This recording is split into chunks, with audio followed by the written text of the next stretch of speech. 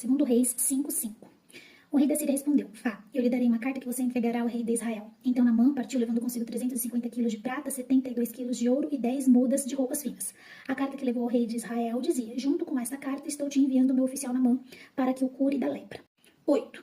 Quando Eliseu, o homem de Deus, soube que o rei de Israel havia rasgado suas vestes, mandou-lhe esta mensagem: Por que rasgaste tuas vestes? Envia o homem a mim, e ele saberá que há profeta em Israel. Assim, Naamã, ele desceu ao Jordão, mergulhou 7 vezes conforme a ordem do homem de Deus e foi purificado, e sua pele tornou-se como a de uma criança. Eu vou contar para vocês algumas sequelas que eu fiquei e a minha experiência do que eu carrego ainda da época que eu estava afastada dos caminhos do Senhor e as consequências que isso teve na minha vida. Eu vou mostrar aqui para vocês como que eu era antes.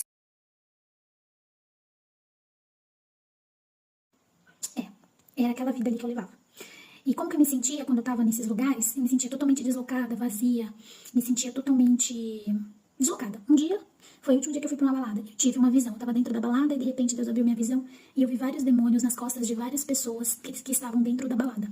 E depois daquele dia, Deus já começou a me chamar mais fortemente pra voltar pra Ele, e foi quando eu voltei pra Jesus. Mas nessa época, eu tinha uma vida totalmente descompensada, uma vida totalmente fora da normalidade, que a gente pode falar que é normal. E, consequentemente, na época, como eu tinha uma vida muito bagunçada, promíscua, eu acabei adquirindo alguns problemas de saúde. Por quê? Eu sempre tive problema de imunidade muito baixa. E sempre que eu passo um estresse, eu fico muito nervosa, eu fico muito trabalhando muito, a minha imunidade cai muito. E teve uma época que eu tava nessa vida, tava trabalhando muito e saindo muito, então eu praticamente dormia muito pouco. E eu acabei adquirindo uma doença, uma enfermidade. Estourou herpes no meu corpo inteiro, praticamente no meu corpo inteiro. E aí eu fui no médico, o médico falou que era porque eu tava com a imunidade muito baixa e me relacionando com pessoas que a gente nunca sabe a procedência dessas pessoas, quem elas são, de onde elas vêm, o que elas fazem, eu adquiri. E isso mexeu muito comigo. E ainda hoje, quando a minha imunidade ela cai, eu ainda tenho, dependendo de como tá a minha saúde, ainda acontece isso.